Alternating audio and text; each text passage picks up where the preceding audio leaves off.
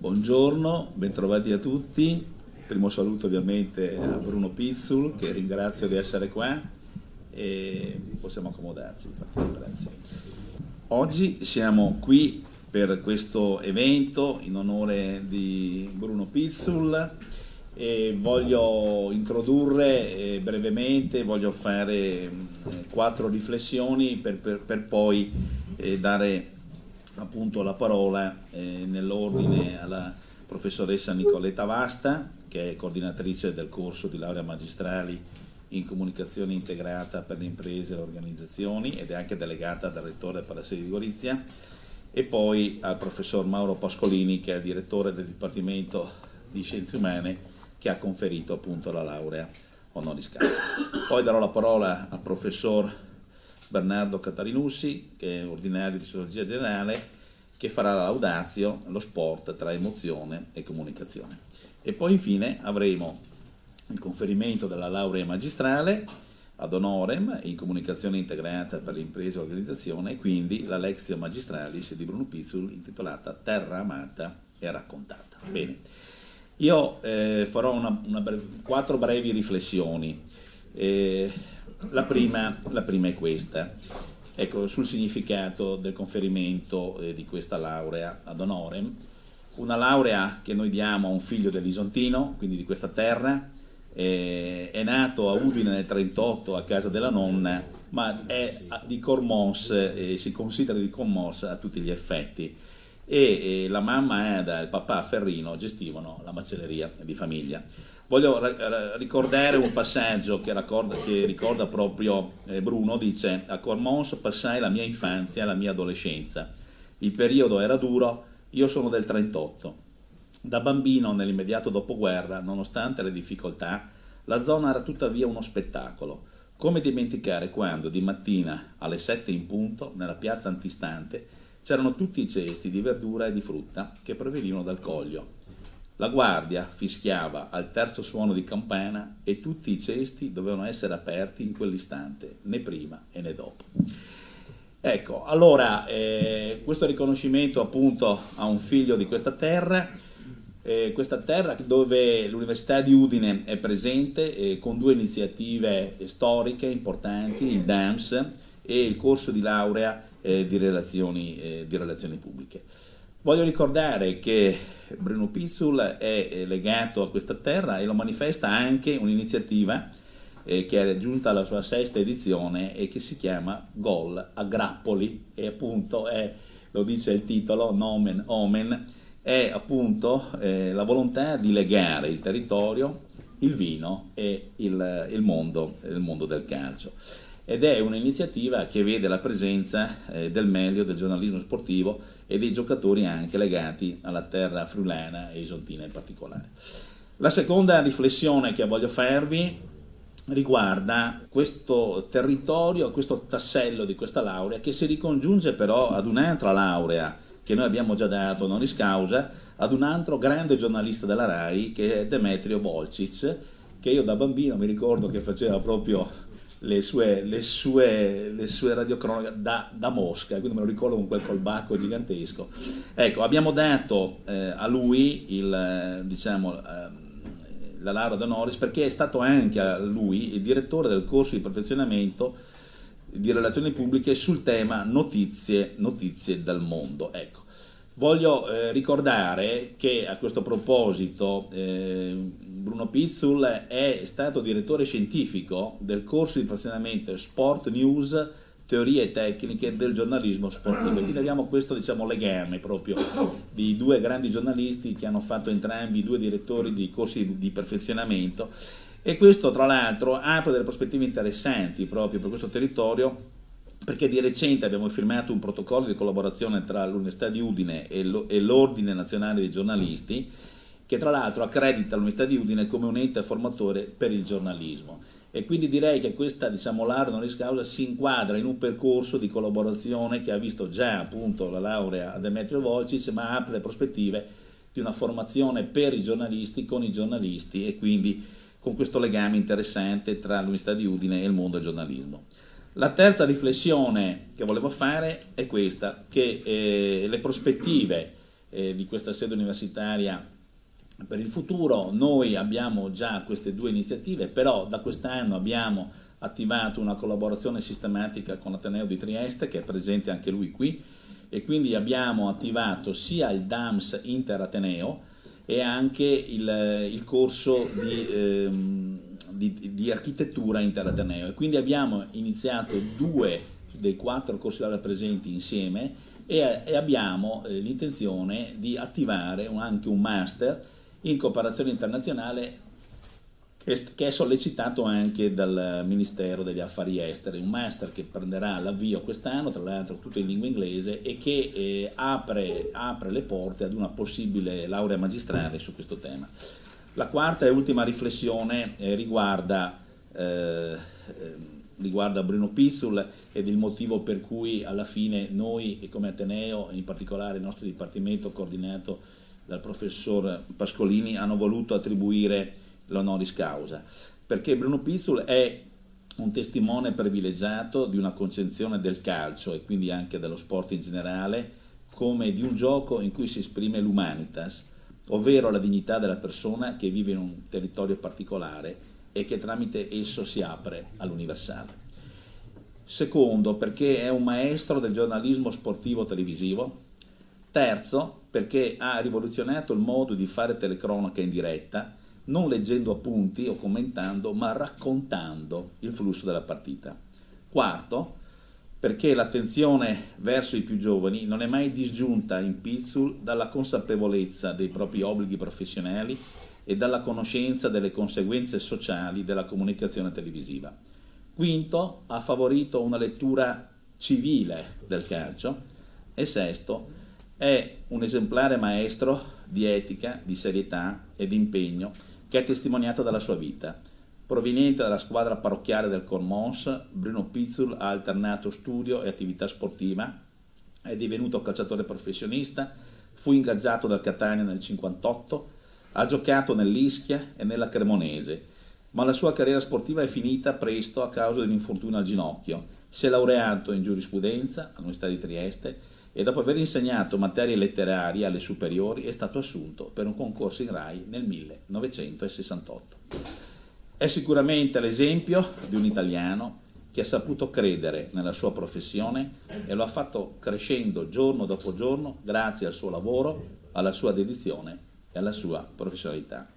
La laurea ad honoris causa da parte del nostro Ateneo è il riconoscimento di una vita trascorsa raccontando eventi sportivi alla nostra nazione e utilizzando la popolarità e l'affetto conquistato in televisione per investire il suo ruolo anche in azioni di solidarietà verso i giovani e verso le categorie più deboli. Grazie.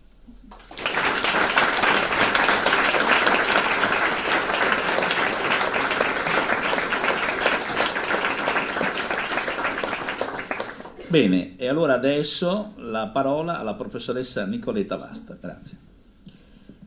Magnifico rettore, autorità, colleghi e colleghe, studenti, signore e signori. Ringrazio tutti i presenti per aver voluto condividere con noi questa cerimonia di conferimento della laurea magistrale honoris causa in comunicazione integrata per le imprese e le organizzazioni al dottor Bruno Pizzul, indiscusso maestro del giornalismo sportivo italiano, come ricordava poc'anzi il rettore, e storico telecronista per la RAI degli eventi calcistici, ma non solo, degli ultimi 45 anni. È per me un vero piacere, oltre che un privilegio, in qualità di coordinatrice del corso di laurea, rivolgere un caloroso bentornato a Bruno Pizzul, che ho incontrato per la prima volta all'inizio del mio mandato, quando tra il 2009 e il 2010 ricopriva, come ha appena ricordato il magnifico rettore, l'incarico di direttore scientifico del nostro corso di perfezionamento in teorie tecniche del giornalismo sportivo, attivato qui a Gorizia con il sostegno del Consorzio per lo sviluppo del polo universitario.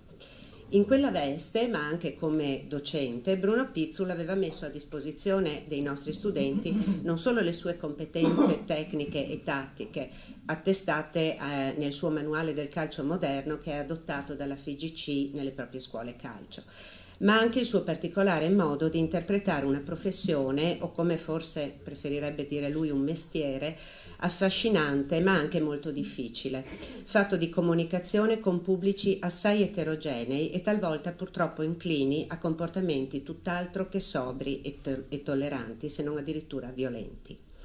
Un mestiere in cui l'attenzione per l'ascoltatore e la capacità di coinvolgerlo e di emozionarlo dovrebbero sempre prevalere sulle tentazioni di protagonismo del cronista, che dovrebbe mettersi al servizio dell'evento e non viceversa.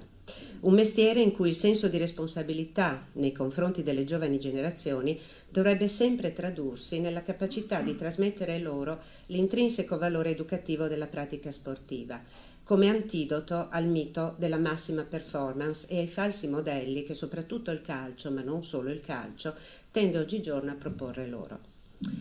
Ed essendo io per mestiere una sociolinguista, è proprio sullo stile comunicativo del nostro laureando che vorrei soffermarmi brevissimamente, anche a beneficio degli studenti presenti che forse erano troppo piccoli nel 2002 quando Pizzul ha lasciato la professione e lo hanno conosciuto solo attraverso qualche imitazione, per quanto ben riuscita, come quella del comico di Colorado Angelo Pintus.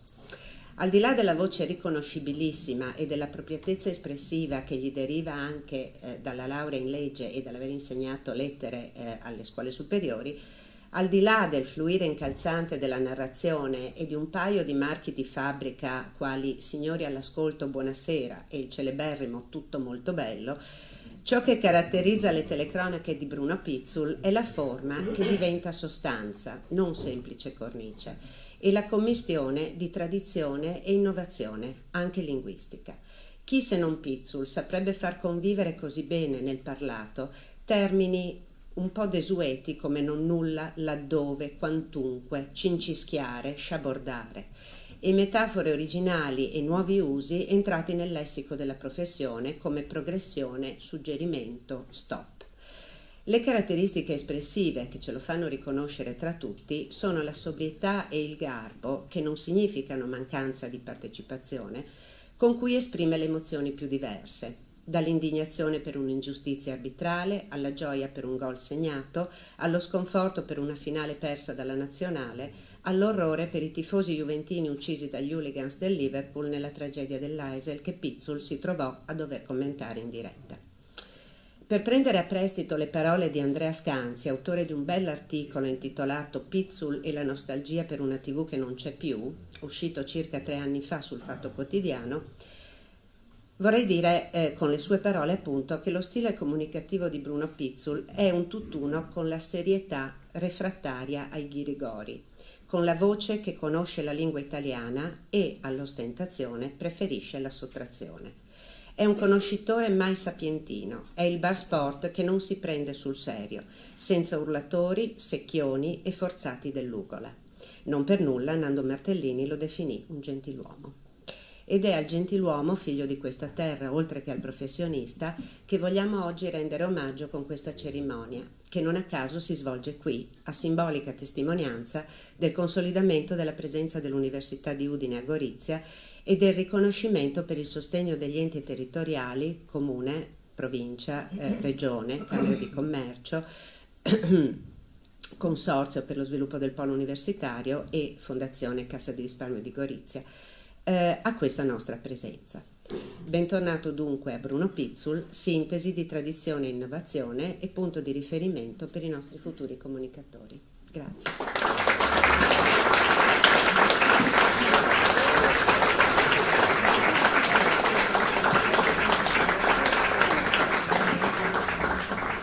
Bene, e allora adesso la parola al professor Mauro Pascolini, che è il direttore del Dipartimento di Scienze Umane. Magnifico rettore, cari colleghi, studenti, autorità e futuro bisdottore, perché dato che ha già una laurea adesso ne avrà 2.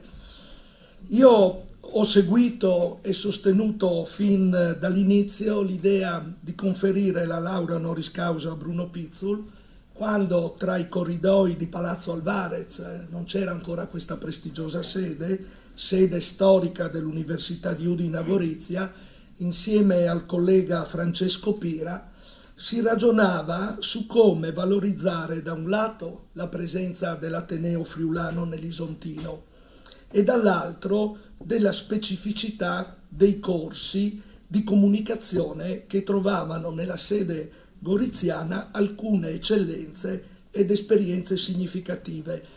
Qui voglio ricordare quali la web radio d'Ateneo, che era nata a Gorizia proprio da un'idea anche di Francesco Pira e poi spostata a Udine, ma ancor prima, per noi un po' nostalgici della carta stampata, il Gomitolo, che ha rappresentato e documentato la storia del corso di laurea di relazioni pubbliche e non solo, prima che i social media diventassero strumento privilegiato di comunicazione.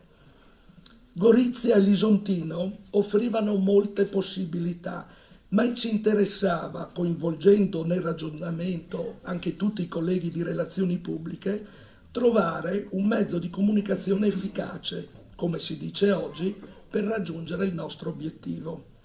E cosa meglio che proporre, attraverso il conferimento di una laurea honoris causa, un riconoscimento a questa terra così speciale e così ricca di vocazioni che legano in profondità i valori di culture e lingue diverse che qui si incrociano con valori internazionali, che superano barriere e confine che purtroppo troppo spesso proprio in queste terre hanno segnato le vicende storiche di questi luoghi, spesso con divisioni. In questo contesto è maturata quindi l'idea, subito accolta con entusiasmo, di premiare con questo riconoscimento un figlio di questa terra che tanto ha contribuito e contribuisce a diffondere i valori che si richiamano in profondità a quelli propri dell'università: educare, ricercare, comunicare e trasmettere, che si riassumono nelle cosiddette 3 missioni dell'università: didattica, ricerca e terza missione, cioè trasferimento e rapporti col territorio. Ad altri il compito di tracciare meglio queste linee. In questo breve indirizzo di saluto a Bruno voglio ripercorrere alcuni temi che fanno proprio di Bruno un testimone importante di questa terra e per questa terra, e che pur essendo un personaggio conosciuto in tutto il mondo resta profondamente legato alla sua Cormonse, al Friuli. Anch'io conoscevo Bruno solo attraverso la radio e le telecronache e da buon friulano provavo orgoglio all'idea che ci fosse uno di noi a raccontare il mondo del calcio, con quella voce e tono narrativo così ben messo in luce dalla collega Vasta, inconfondibile, al pari delle altre grandi voci di Niccolò Caroseo, Nando Martellini, Enrico Ameri, Sandro Ciotti, Roberto Bortoluzzi, e chi ha seguito le vicende di tutto il calcio minuto per minuto, la lista potrebbe allungarsi. Solo per ricordarne alcuni, facendoci scorrere con le sue parole le immagini delle partite, anche se non viste e solo ascoltate. Mia madre, fervente sportiva, cresciuta con la radio, ancora oggi ha 93 anni e appassionata di sport, e quando vede una partita alla TV spegne l'audio e accende quello della radio, dicendo in friulano: e ciacare in masse che de television, ma non son boins di contà. Ecco, e credo che Pizzul proprio questa grande esperienza l'abbia avuto, perché Grand Ballonier dopo l'ha imparato a ciacarà e a contare di ballon, e forse anche agli altri tribunali o alla scuola l'ha detto cassi conti non mi balis, e allora l'ha preferita continuare a ciacarà di ballon. Ecco il valore della voce narrativa di Bruno: il saper raccontare, il saper far vivere emozioni, il saper rappresentare come un'icona i valori della nostra terra, che ha tanti figli sparsi per il mondo e che vedono in Bruno e nella sua voce un legame con la terra che li ha visti nascere e poi partire. E proprio questo vorrei sottolineare, in quanto ho conosciuto di persona per la prima volta Bruno alcuni anni fa a Pontebba, nell'annuale convention dell'Ente Friuli nel mondo, quando insieme ci siamo trovati a testimoniare e a raccontare da angoli di visuali diverse il Friuli che cambia, le nuove e vecchie emigrazioni, e di come Bruno sia sempre stato un cramar, quindi un emigrante ante litteram, girovago nel mondo, però portando dentro di sé sempre la terra. So che anche quest'anno, proprio a Cormons, terra simbolo in questo centenario della Grande Guerra, Bruno sarà di nuovo ospite e conduttore dell'incontro dell'Ente Friuli del Mondo, a testimoniare ancora una volta la sua disponibilità ad offrirsi agli altri e a offrire il suo lavoro simbolico per chi vuole portare dentro di sé un pezzettino del verde dello Iudrio e delle colline che segnano il profilo e il paesaggio di questo magnifico territorio. La generosità e la solidarietà fanno da sfondo anche all'evento di oggi, perché abbiamo voluto stringere una collaborazione con la Fondazione Villa Rusiz di Capriva, luogo di solidarietà e di attenzione verso i giovani e i giovanissimi in difficoltà, e so che Bruno è molto attento a quella istituzione, che attraverso la valorizzazione dei suoi magnifici vini permette di continuare nell'opera di accoglienza della casa famiglia, dei bambini proprio con maggiori difficoltà. E colgo l'occasione per ringraziare Villa Rusiz per quello che poi andremo ad assaggiare per festeggiare il neodottore. Chiudo affidandomi, se me lo consentite, alla lingua colloquiale che utilizzo abitualmente quando parlo con Bruno. Quando ieri picciul, come i dolci fros, ovevi anceiolis figurinis dall'albo Panini. Ma plui che taccali sull'album, che ieri una roba di siors, li dopravi per zuià prima di là dutrine. Per me non gli era importante veli figurinis validis o bisvalidis, o di completare l'album. Io avevi gos di veli figurinis dai zuados furlangs. Burnic, io ieri tifos dal Bologna, Janic, Tumborus, Pascuti, tre che zuiavi dal Bologna. E poi dopo chi, un evore famoso di chi stestiare, come Zoff, Cappello, Reia, per non dismentearsi di Berzotte e di tanti altri. Cumò, pos e son i furlans che zuain a ballon. E quando le saltate fur scuffet, al somme ave più un miracolo che altri. Ma tornen all'album, non mi visi de to figurine. E allora io sono lati in internet, e ho cercato se ieri une to figurine. Ho chattato su eBay, una in vendite, non come ballonier, ma come telefonista. Album 1975-76, figurina numero 484, Bruno Pizzul, telecronista Rai. Tu costi su €1. Come che le screzzo le figurine. E dis, a fianco, ultimo rimasto. Ma le robe più belle di che figurine io sicuramente le golarine. Che tu has, e io spero che tu le vedi mantignude perché valeressi un patrimonio. E allora in queste giornate di feste ti saluti con un gran mandi e te fa sviodi, vele ca. Grazie di Dod Bruno, grazie per il tuo contributo che forse tu consideri piccolo come sei schivo e che invece per noi tutti è meritevole di una laurea speciale.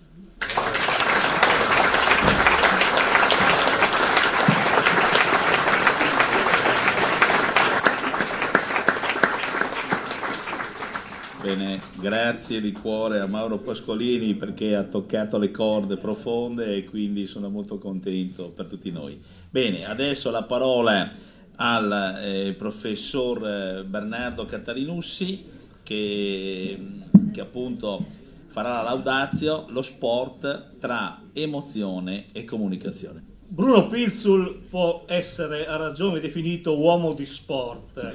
Come ha impietosamente ricordato prima il rettore, nell'intera seconda metà del secolo scorso ha sia praticato che successivamente commentato lo sport.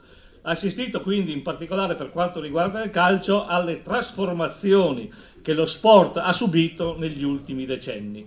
Occorre anzitutto, per partire da lontano, premettere che lo sport è un'antica attività umana. Nelle civiltà greco-romane gli esercizi ginnici erano momenti di addestramento alla guerra e molti sport assumevano grande importanza socioculturale e politica.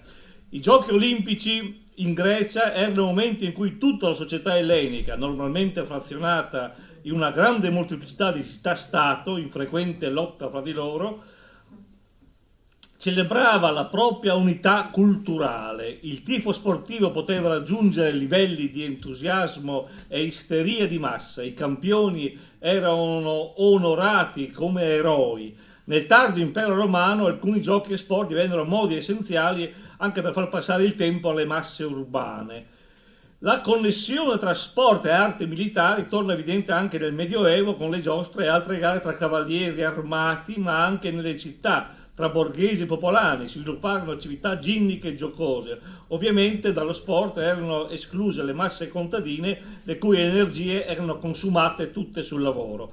Nell'Ottocento lo sport fu promosso dalle autorità sanitarie per incoraggiare le popolazioni urbane a uscire dai loro ambienti malsani e svolgere attività muscolari all'aria aperta. Le attività sportive furono inserite con posizioni di rilievo nei curricula scolastici di ogni ordine e grado. Nelle città sorgero club di praticanti e di sostenitori e si costruirono strutture permanenti per ospitare le attività sportive. Si costituirono associazioni per organizzare sistematicamente squadre e tornei e standardizzare le regole. Si creò una stampa specializzata e quella generale cominciò a dare sempre maggior spazio alle cronache sportive. Nel Novecento i regimi totalitari colsero le grandi potenzialità dello sport nell'esaltazione della forza, dell'energia, della disciplina, dello spirito di corpo e favorirono massicciamente le attività sportive che presentavano anche il vantaggio di mobilitare l'interesse delle masse popolari, di giustificare la costruzione di grandi opere del regime, nonché di eccitare l'orgoglio nazionale nelle gare internazionali. In tutti i paesi totalitari, insomma, lo sport fu uno strumento cruciale per la cosiddetta nazionalizzazione delle masse, ossia di costruzione del consenso sociale. Dopo la seconda guerra mondiale, arrivando più vicino a noi, la crescita delle istituzioni del sport riprese vigorosamente in tutte le sue componenti, comprese la presenza nei mezzi di comunicazione di massa. Il tifo sportivo in Italia si confuse nel dopoguerra anche con le passioni ideologiche e l'industria culturale fece dello sport uno dei centri di interesse e attorno a esso si svilupparono interi settori industriali, gli attrezzi, l'abbigliamento, perfino le bevande. Gatman ha individuato una connessione tra la parabola dell'industrialismo e la sportivizzazione dei giochi, rappresentata da alcune variabili come il secolarismo. Gli sport moderni sono essenzialmente cerimonie laiche, avulse da motivazioni trascendenti e fondate sul primato della dimensione umana. L'uguaglianza, gli sport moderni promuovono una democratizzazione della pratica e del consumo rispetto a molte attività protosportive delle epoche precedenti. La specializzazione, soprattutto grazie alla diffusione e allo sviluppo degli sport di squadra, vengono a raffinarsi strategie di divisione del lavoro che consentono l'ottimizzazione delle risorse disponibili, la razionalizzazione, cioè la regolamentazione precisa e scrupolosa delle pratiche viene assunto come uno degli imperativi principali per ogni pratica ludica agonistica, e la burocratizzazione. Affinché le regole vengano garantita effettività e vincolatività è necessaria la creazione di uno o più organi di coordinamento. E infine gli altri due elementi sono la quantificazione, come ricordato prima la professoressa Vasta. Gli sport moderni vengono sottoposti a una forma di razionalizzazione che fa della misurazione delle prestazioni l'elemento centrale, e il record, che è la massima realizzazione dell'industrialismo e si distacca al massimo grado dal rituale, rappresentato invece dalla natura non quantitativa dei giochi pre-sportivizzati. Negli ultimi decenni si è assistito allo sviluppo anche dei cosiddetti sport californiani, vale a dire una serie di discipline sportive che per molto tempo sono state considerate di esclusivo appannaggio di pochi avventurosi, e solo di recente, grazie anche alle possibilità offerte dalle nuove tecnologie, hanno conquistato lo status di attività a pieno titolo, e alcune sono entrate a far parte anche del novero delle discipline olimpiche. Questi sport si caratterizzano per essere in totale antitesi tecnica e simbolica rispetto ai modelli più consolidati dello sport tradizionale. Si tratta infatti di attività di avventura che richiedono un discreto contenuto tecnologico, vengono praticati individualmente o in piccoli gruppi a contatto con spazi naturali estesi e nelle quali infine alla competizione basata sulla rivalità si istituisce la cooperazione in funzione di una sfida collettiva.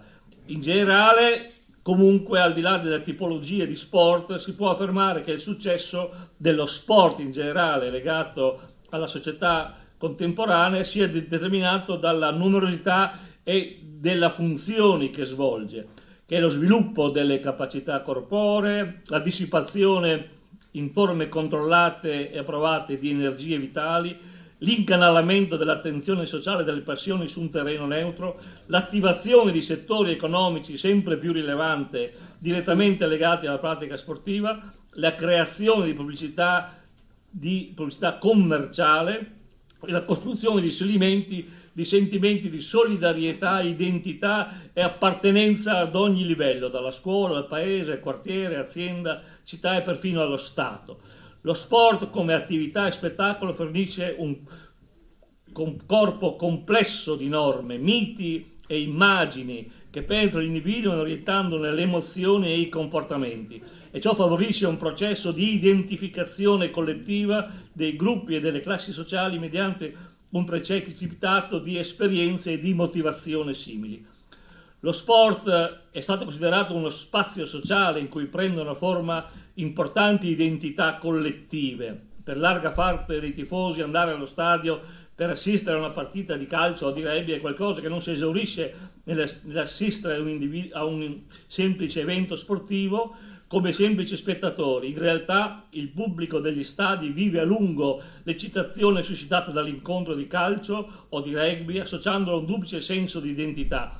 Da un lato la propria squadra è percepita come una propria emanazione, come rappresentante di un'identità locale che vive ben oltre i 90 minuti della partita e in cui i giocatori in campo sono chiamati ogni volta a dimostrare il valore e i meriti. Dall'altro lato la forte componente agonistica del gioco, il fatto che esso si presenti simbolicamente come una battaglia che può essere vinta o persa in virtù di qualità come il coraggio, la durezza, la resistenza, ha fatto sì che tra il pubblico e i giocatori si sia avviato un forte senso di identificazione. Lo sport quindi nelle sue tre modalità fondamentali di partecipazione diretta, di partecipazione vicaria, come tifolo, come spettacolo e di discorso su di esso, è un'istituzione centrale della società industriale avanzata. La quantità di risorse private e pubbliche che mobilita, il tempo che gli viene dedicato da parte dei singoli e delle istituzioni, la profondità delle passioni che stimola, il rispetto che gli viene attribuito dalle autorità politiche, l'impegno che in esso profondono i leader economici, tutto legittime a definire lo sport come uno dei più importanti surrogati dalle religioni escogitati dalla società industriale avanzata.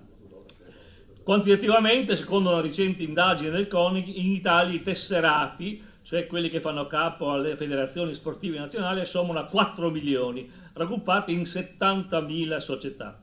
La disciplina col maggior numero di praticanti è il calcio, seguita dalla pallacanestro, dalla pallavolo, dal tennis, dall'atletica, dagli sport invernali, e lo stesso numero di iscritti hanno i bocciofili più limitati e i golfisti. Gli sportivi non iscritti sono circa 7 milioni, quindi globalmente, contandoci, il 20% degli italiani può essere classificato come sportivo, il 40% come saltuariamente attivo e il 40% come gran parte dei professori universitari come totalmente sedentario.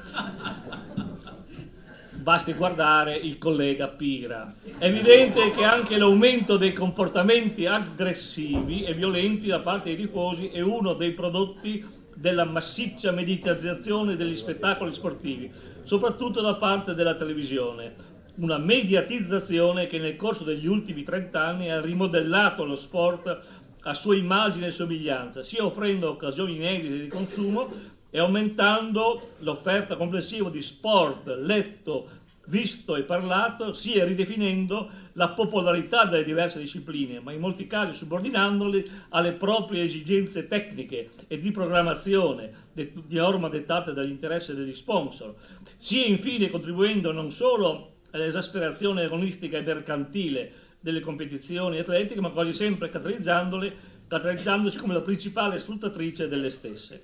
La televisione, come ben sa il nostro dottorando, in alcuni casi ha stravolto gli svolgimenti tradizionali di numerose discipline sportive.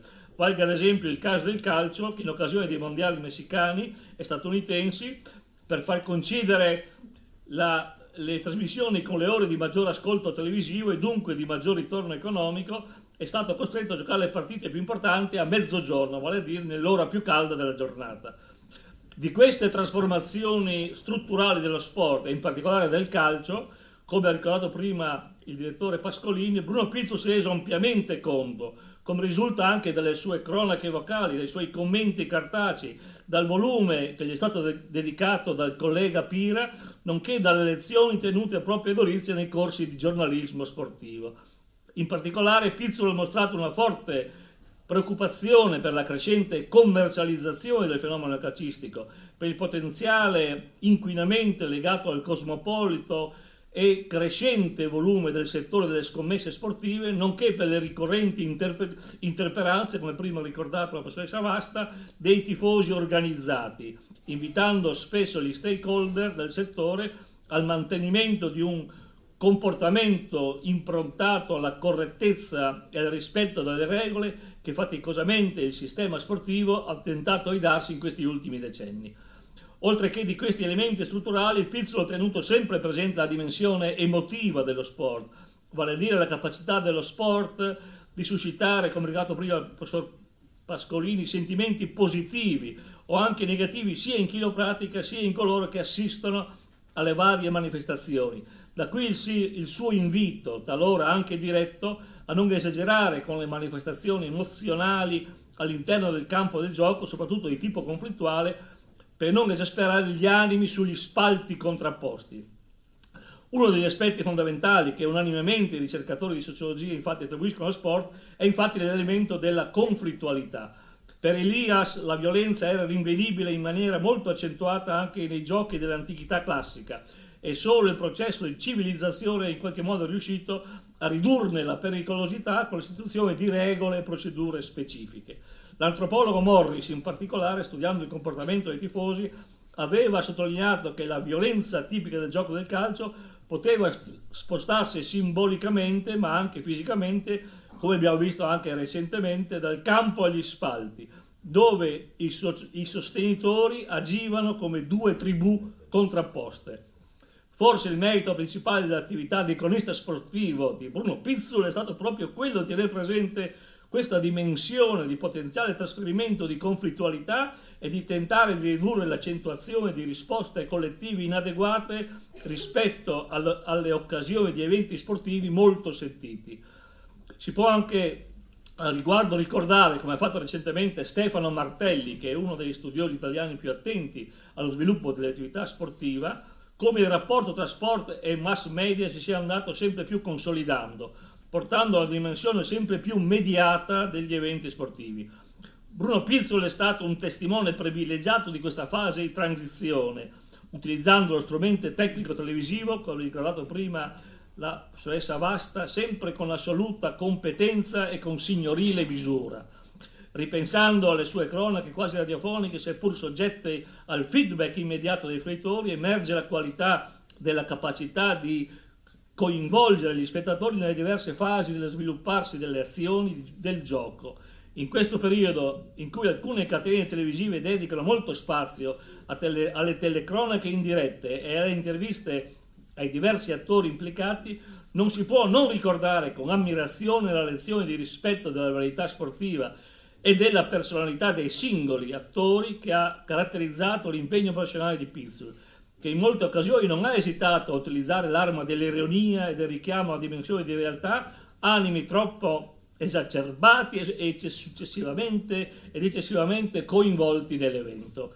Per queste caratteristiche pedagogiche e questa funzione di modello nell'utilizzazione degli strumenti comunicativi, non posso che ritenermi onorato di essere stato indicato dalla coordinatrice del corso di comunicazione per tessere questa laudatio al dottorando Bruno Pizzul.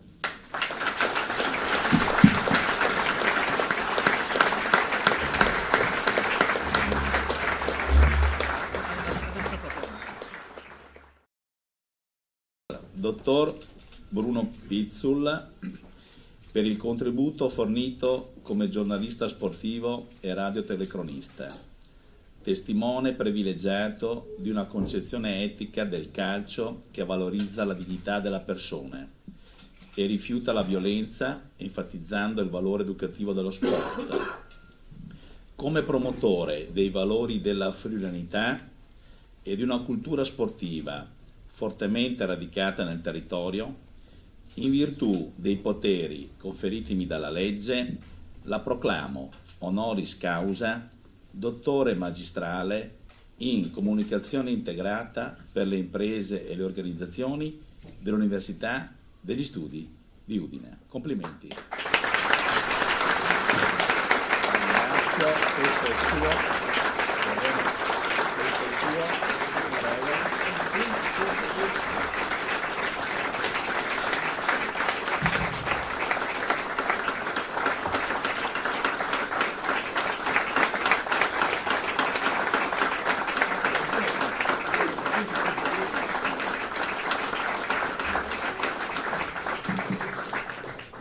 Allora adesso invito il neo dottore a fare la sua lezione magistralis intitolata Terra amata e raccontata. Complimenti ancora. Bene, buongiorno, grazie a voi tutti per l'affettuoso momento di accoglienza. Devo dire che quando mi è stata notificata l'intenzione dell'Università di Udine di attribuirmi questa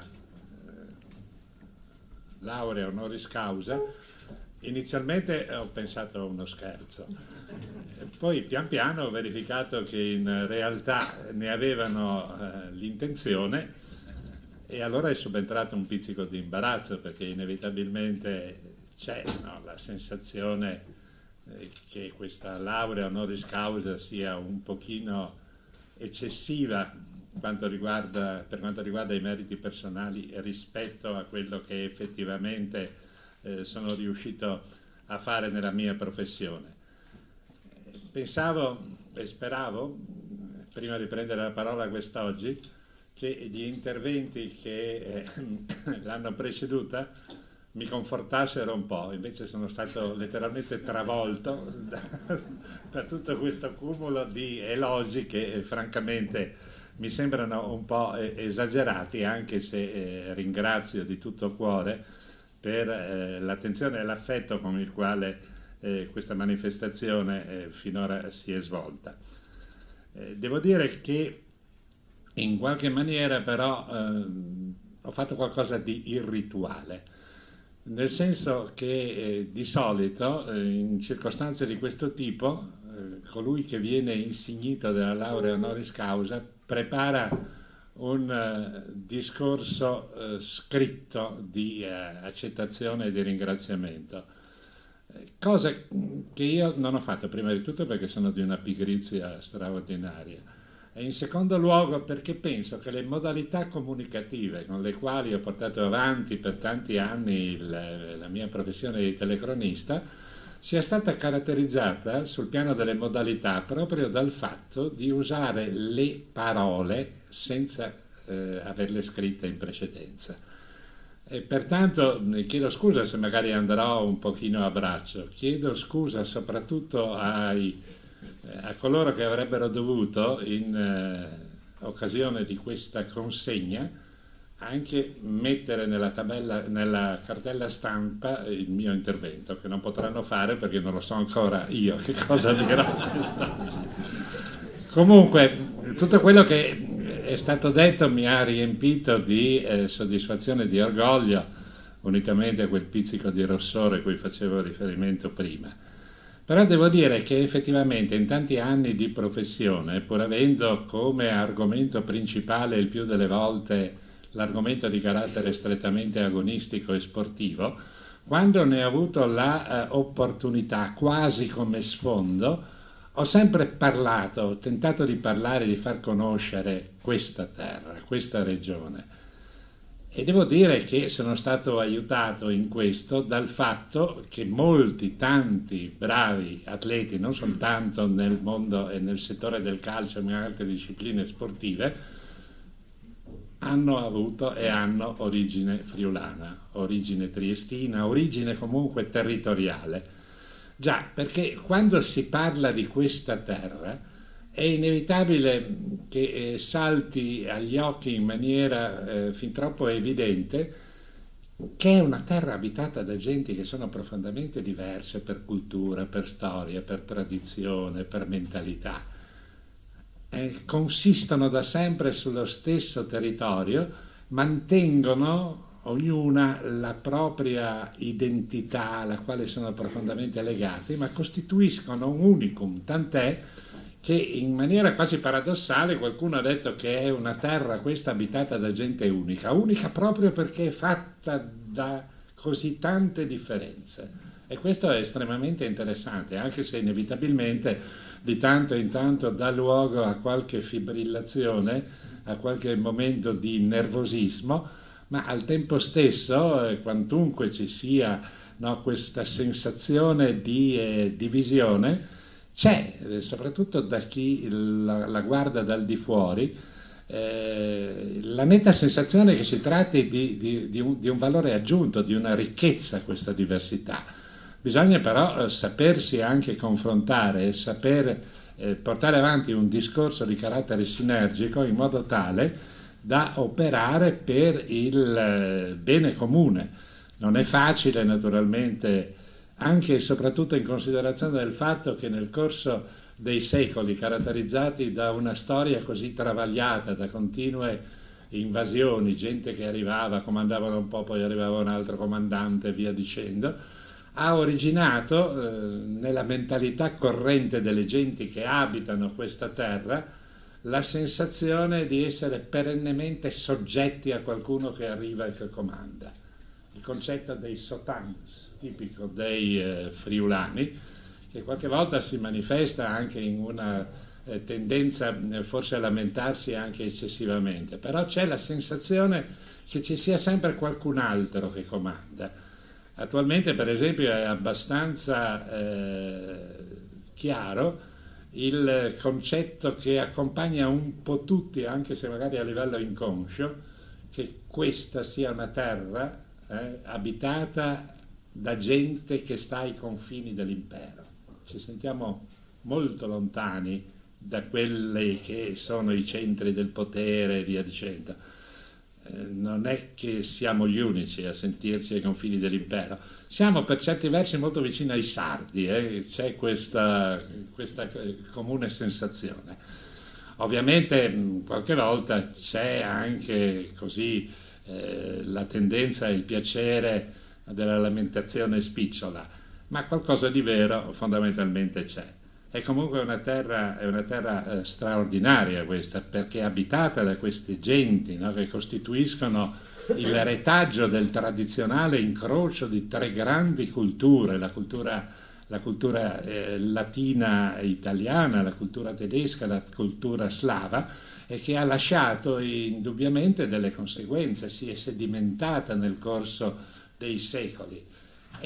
Sono delle differenze che intervengono non soltanto nei comportamenti, nelle lingue. Pensate quante lingue si parla, no, in questo territorio così esiguo, ma anche fortunatamente in altri settori. Pensiamo nel settore per esempio agroalimentare, no? la cucina di questi territori, grazie anche alla lungimiranza di molti ristoratori che hanno capito di dover legarsi alla tradizione innovando. È una cucina straordinaria. Tutti coloro che arrivano da queste parti, magari senza averne conoscenza previa, restano assolutamente meravigliati proprio dalla varietà anche delle cose culinarie e via dicendo. E anche lì è interessantissimo vedere come ci sia all'interno di questo piccolo territorio un momento di contrasto, no? Qui stiamo per esempio a Gorizia, è irrisolta la questione se la Gubana sia quella di Gorizia o quella di Cividale, no? E così praticamente potremo andare avanti discorrendo a proposito di tanti altri elementi. Adesso viviamo in un momento storico nel quale la comunicazione privilegiata, soprattutto per quanto riguarda la questione agroalimentare, no? In televisione ormai le trasmissioni che parlano di cucina sono più numerose di quelle che parlano di calcio, il che vuol dire che siamo veramente ai limiti della saturazione. Però effettivamente da queste parti è molto interessante anche il momento dell'eccellenza enogastronomica, quasi inutile sottolineare, no? Quanto sia importante il settore della filiera che fa capo alla vitivinicoltura, che ha portato delle grandi soddisfazioni, oltre che di vantaggi anche di carattere economico a questa terra. E pertanto sono tutte cose a proposito delle quali io ho speso qualche parola quando ho avuto l'opportunità, magari ripeto, pur essendo altro l'argomento principale della mia cronaca, di sottolineare, per portare avanti questo discorso di conoscenza di questa terra, perché gli italiani non conoscono il Friuli, sono pochissimi quelli che lo conoscono, e devo dire che tutti quelli che arrivano in Friuli Venezia Giulia poi ne hanno una sensazione, ne ricavano un sentimento veramente positivo, anche perché tutti pensano prima di tutto che sia una terra terribilmente fredda, no? Tipo Islanda e via dicendo, mentre in realtà sì, effettivamente d'inverno ai laghi di Fusine faccio di freddo, però non abbiamo un clima che sia poi così assolutamente inospitale. Piove un pochino più spesso che altrove, ma anche lì ci sono dei punti incredibili, no? Pensate la suggestione che c'è quando si passa per andare a Tarvisio e ti fermi sulla strada sapendo che in quel preciso punto c'è uno spartiacque, che quando cade una goccia di pioggia, se cade 1 centimetro da sta parte va a finire nell'Adriatico, se cade in 1 centimetro dall'altra parte va a finire nel Mar Nero.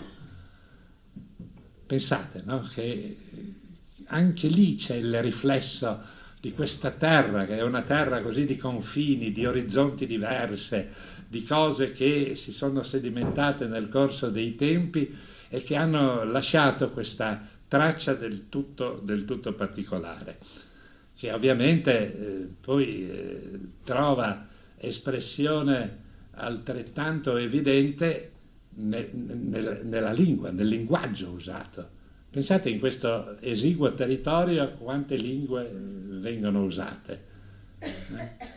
Il friulano, lo sloveno, l'istro-veneto, l'udinese, che non si sa bene che linguaggio sia, quello di Udine città, no? Un pochino particolare. Io ho avuto un'esperienza incredibile a livello familiare.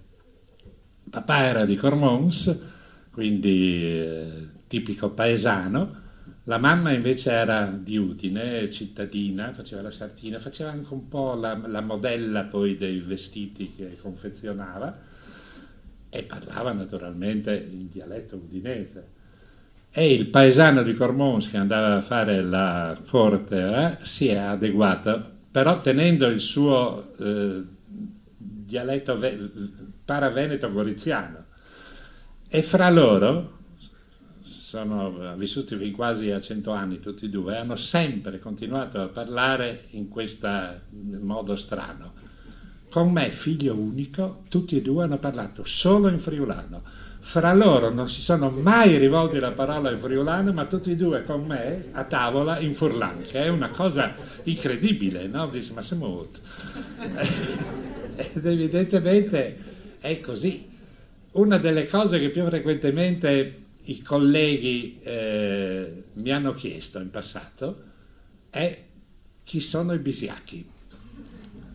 Perché? Perché quando parlavano di Capello scrivevano l'allenatore friulano, e lui li chiamava e li insultava. Io non sono friulano, lui è bisiacco, ma vai a spiegare chi sono i bisiacchi. Lo sappiamo, no? Che è questa gente che abita lì in quel territorio che è stato a lungo un enclave di Venezia, mentre tutto intero era territorio imperiale. Qualche volta anche a Fabio lo dicevo in maniera, se vogliamo, anzi senza se vogliamo, sicuramente un po' sguaiata e via dicendo, diciamo, ma è vero che i bisiacchi sono quelli che la Serenissima riteneva non più adeguati per remare sulle galere patrie, quindi come galeotti, e le donne di facili costumi che avevano perso l'avvenenza per esercitare e le portavano lì. Da lì sono venuti fuori i bisiacchi, figurati. Cappello è il più bravo di tutti. Ovviamente è una cosa che si dice soltanto così, no? Perché loro se parlano dei friulani, per non dire degli stessi friulani, pensate alla differenza che c'è fra il Carnico, fra quelli del Pordenonese, già lì sono pochi quelli che parlano friulano, qualcuno però parla friulano, no? Parlano il meneghello loro, no? Sarebbe interessantissimo anche fare una mappatura di tutte quelle che sono queste lingue. C'è qualcuno, l'amico Gottardo, che ha fatto parecchie pubblicazioni sulla lingua friulana e ha fatto anche un dizionario italiano-friulano sportivo, cioè del linguaggio sportivo. Quando l'ha presentato, la prima cosa che io ho fatto, sono andato a vedere se c'era la parola che usiamo qui a Gorizia, nel Goriziano e anche a Trieste, per indicare le scarpe di calcio. Cioè da noi si chiamano tretars. Tutti dicono di sì, ma lei sapeva? Vede. Ma già a Udine non si usa, cioè a Udine l'hanno sentito parlare per contiguità territoriale, no?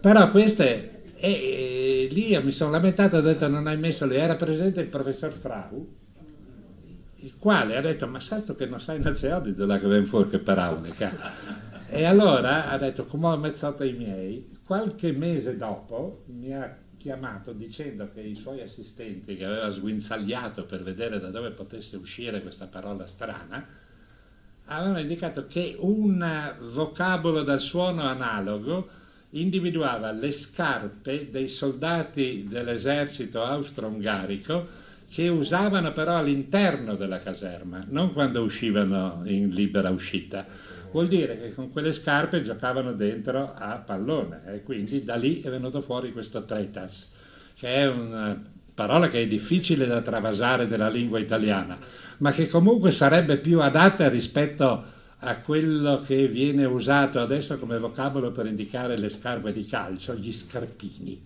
Gli scarpini vanno bene per Carla Fraci, per Gattuso, insomma, mi pare che sia un pochino... Vabbè. Comunque sono situazioni di carattere generale a proposito delle quali è sempre molto piacevole chiacchierare. Ho molto apprezzato l'intervento anche del professor Cateriniuzzi a proposito di quelle che sono le situazioni del tutto particolari che vive il mondo dello sport.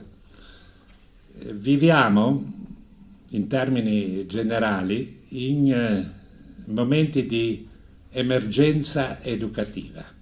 Sentiamo una grande necessità di recuperare determinati valori che un tempo sembravano consolidati e che si sono venuti perdendo. E pertanto dobbiamo, per forza di cose, cercare di individuare e di valorizzare quelle che sono le potenziali agenzie educative, cioè le cose, le situazioni, le organizzazioni attraverso le quali si può ristabilire un percorso di crescita umana, civile, culturale e via dicendo. Ora gli studiosi, un po' di tutto il mondo, hanno individuato più o meno 3 fondamentali agenzie educative, che sono la famiglia, la scuola e lo sport. Ora, Per quanto possano essere in crisi istituti come la famiglia e la scuola, è di intuitiva evidenza che nel momento in cui tu cerchi di tracciare un percorso di crescita culturale, morale, etica e civile, non puoi prescindere né dalla famiglia né dalla scuola. Ma lo sport, ecco, lo sport, se fatto, praticato, gestito nella giusta maniera, è una formidabile agenzia educativa. Ripeto, deve essere però lo sport che mantiene fermi e veri quelli che sono i suoi principi originari, l'aggregazione in chiave ludico-competitiva, il rispetto delle regole, l'accettazione delle decisioni degli arbitri e giudici di gara, il rispetto degli avversari, la cultura della sconfitta, che non vuol dire giocare per perdere, vuol dire semplicemente essere pronti ad accettare che uno sia più bravo o solo più fortunato di te e che ti batta, e poi magari trasformare il momento della delusione in voglia di allenarti ancora di più per far meglio e via dicendo. Sono tutte cose, l'elencazione di quelle che sono le teoriche potenzialità positive a livello educativo dello sport potrebbe allungarsi all'infinito, ma sono tutte cose che vengono messe in discussione nel momento in cui tu tenti di trasmetterle soprattutto alle giovani generazioni, dal fatto che lo sport di vertice, quello dei miliardi facili, delle baruffe televisive, della litigiosità esasperata, ahimè della violenza che di tanto in tanto si manifesta, caratterizzano lo sport di vertice, quello che inevitabilmente diventa modello di riferimento perché è l'unico sport del quale noi giornalisti parliamo. Qui c'è una grossa responsabilità anche della categoria nostra di giornalisti sportivi, che non solo parliamo solo di quel tipo di sport, trascurando invece di sottolineare quelle che sono le valenze dell'aggregazione sportiva giovanile a livello promozionale, dilettantistico e via dicendo, parliamo solo dello sport di lassù, e non solo, ma di quello sport abbiamo la tendenza a sottolineare solo le cose negative. Pensate all'immagine che ha la gente nell'opinione pubblica, l'immagine del calciatore italiano professionista è un'immagine pessima. Tutti pensano che siano interessati soltanto ai soldi, alla fama, alle belle morose e via dicendo. Perché questo? Anche perché noi giornalisti ci tuffiamo molto più volentieri sui bad boys. Fa notizia quello che si comporta male, no? Ed effettivamente ce ne sono tanti che si comportano male, ma ce ne sono tanti, molti di più, che sono anche dei bravi ragazzi che portano avanti un discorso di convinzione personale, sono molto attenti al piano della solidarietà, cercano di andare a parlare ai giovani ragazzi, ad aiutarli nelle scuole e via dicendo, ma questi non fanno notizia. E invece noi in qualche maniera dovremmo anche sottolineare queste situazioni, che sono situazioni che ci aiuterebbero a guardare con un pizzico magari di maggiore simpatia un movimento sportivo che corre il rischio di essere pesantemente, no, degenerato in forza dell'aggressione che ha ricevuto da fattori extratecnici, perché il troppo denaro, gli interessi congiunti, l'incapacità di gestire la situazione con un minimo di serenità non sono valori collegati e collegabili all'evento e alla cultura sportiva vera e propria, sono cose diverse che hanno aggredito lo sport e lo hanno trasformato in qualcosa che ci preoccupa, perché effettivamente sono notizie di questi giorni anche, no? Il calcio, che dalle nostre parti è lo sport di riferimento per eccellenza, è pesantemente condizionato da situazioni gestionali che sono difficilmente gestibili, no? Pertanto io credo che in qualche maniera occorra anche cercare per le nuove generazioni di portare avanti un tipo di pratica sportiva diversa. A proposito di questi territori, poi, è anche abbastanza doloroso per dei vecchi pallonari come sono io. A me piacciono tutte le discipline sportive, ma inevitabilmente anche per averlo praticato da giovane, ahimè, con esiti tutt'altro che entusiasmanti. Però insomma il calcio è uno sport al quale sono particolarmente vicino, e devo dire che queste terre di cui parliamo quest'oggi, di cui io ho parlato, l'hanno detto anche loro per tanti anni, magari in via indiretta, tradizionalmente erano una culla di tanti giocatori di calcio. Fino a 20-30 anni fa c'erano 80-100 giocatori del Friuli Venezia Giulia che militavano in Serie B o C. C'era una fotografia prima dove eravamo tutti assieme del Catania, eravamo 7 friulani. A Catania eravamo 7 friulani. Tant'è che Candido Cannavò, che poi è diventato, no, il direttore della Gazzetta, collega bravissimo, anche lui molto attento a queste problematiche dello sport e via dicendo, quando io giocavo laggiù, provavo a giocare, era un giovane cronista della Sicilia, che è il giornale, la testata di Catania, e veniva negli spogliatoi dopo gli allenamenti, dopo le partite, e sentiva noi 6-7 friulani che parlavamo tra noi in friulano, no? E lui un po' è rimasto lì e poi ha cominciato a sbottare, dice: minchia, questa è una terra disgraziata, nel corso degli anni, dei secoli siamo stati invasi da tutti, i Fenici, i Cartaginesi, gli Angioini, i Normanni, i Latini, e adesso questi che parlano questa lingua barbara, ma com'è? Non è mai finita. Ovviamente lo diceva, sì, in termini quasi scherzosi, ma quasi. No, come si vede poi, in effetti, il mondo dello sport è un mondo che, a parte le potenzialità di carattere educativo a cui facevo riferimento prima, dovrebbe essere un qualcosa che ci aiuta a vivere meglio, no? E in realtà il fatto di essere appassionati di sport e soprattutto di calcio si trasforma il più delle volte in un appesantimento esistenziale in più. Ci si fa sangue amaro per una partita di pallone. È chiaro che chi vince sarà sempre più contento di chi perde, ma i problemi esistenziali, le angosce personali che dobbiamo affrontare anche senza andarcele a cercare, sono sempre in agguato, e non è operazione di particolare intelligenza crearsi un altro problema anche per questioni di carattere sportivo.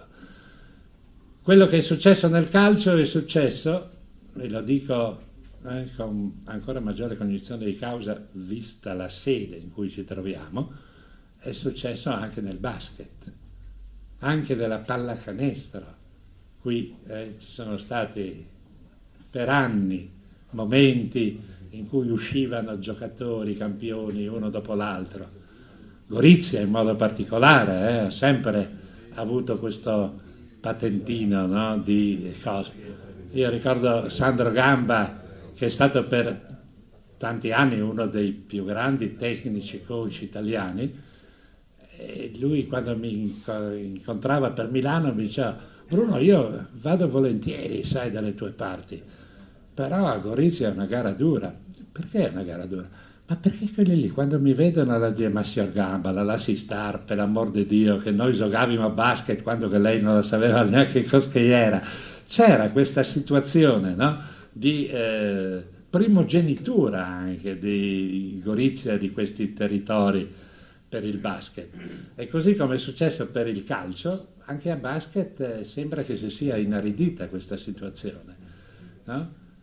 Ci sono però sempre delle realtà straordinarie. Vedo tra gli altri in sala anche l'amico Leo Terraneo, che è il titolare di una squadra di basket che invece gioca ai massimi livelli.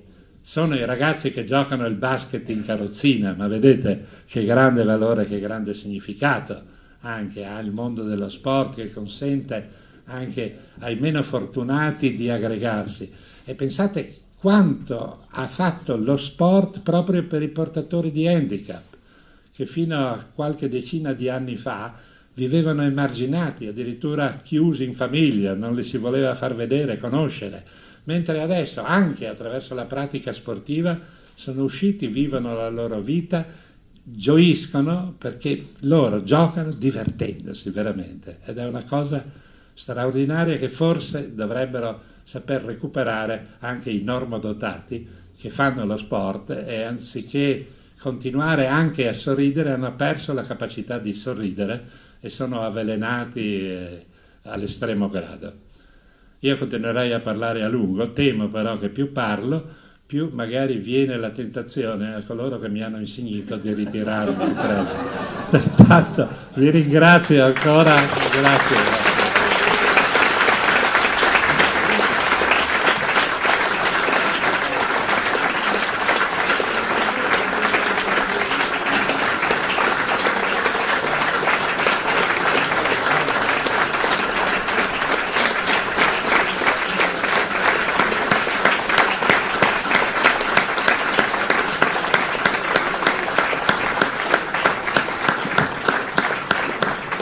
Solo un po' scriptum. Spero che l'indicazione data così in maniera un pochino larvata, che c'è qualcosa anche di Villa Rusiz, sia vero, no? È vero. La cerimonia è conclusa, adesso il brindisi per tutti, grazie. Allora, prima di lasciare la sala, io volevo ringraziare tutti quelli che hanno collaborato alla riuscita di questo importante momento, in particolare tutto il personale del CEGO, Cristina Prizzi, Dorigo, la studentessa che ha montato e ricercato i filmati, il Dipartimento, il personale del Dipartimento d'ISU che ha curato anche la collaborazione nell'ambito dell'organizzazione, il Rettorato e soprattutto tutti i colleghi presenti e tutti quelli che ci hanno dato una mano. Adesso, dato che il vino di Villa Rusiz è particolarmente buono e sono forse le 11:15, abbiamo pensato che oltre al vino c'è anche qualcosina da mettere in bocca, e ringrazio anche qui la sensibilità del Dipartimento che poi ha permesso tutto questo in un mondo complicatissimo dal punto di vista burocratico. Siamo sotto nel chiostro di questa bellissima sede per festeggiare insieme con Bruno e alzare un calice.